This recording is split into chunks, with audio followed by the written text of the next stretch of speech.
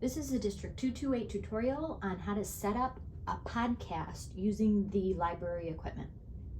The first thing that you want to do is wake up the computer and sign in to Mac Guest User using the password 000000.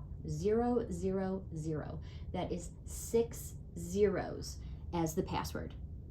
Once you're logged onto the computer, we want to turn on our Zoom interface, but first it needs power.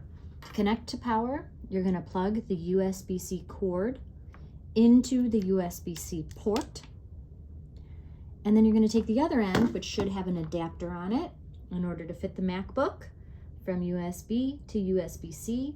Take that adapter and plug it into the left side of the MacBook. This will power your Zoom interface throughout your podcasting process.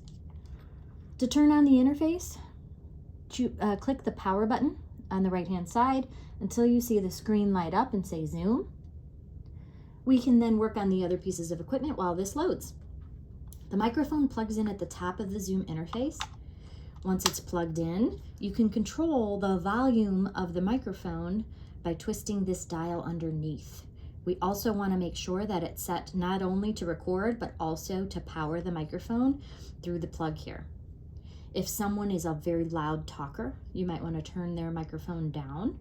If they speak very quietly, you can turn it up, right? And if you're not using any of the other microphones, you can turn them off by pressing the mute button underneath each port.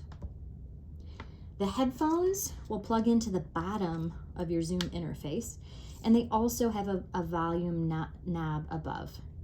On the sides of the headphones we have here, you'll also see volume.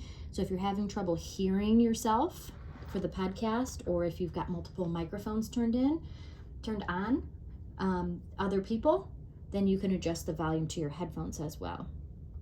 The last thing you need to do to make sure that your podcasting equipment is all set up is to be sure that your microphone is turned on. Okay, the switch should be up. If it looks like this, where you can see the off button, that is not going to work for you. So go ahead and turn that on. And then I can double check to be sure that my voice is being captured by looking at the sound bars and making sure that when I'm close to the microphone, they're going up and down, which they are. Now I'm ready to podcast through my Zoom interface.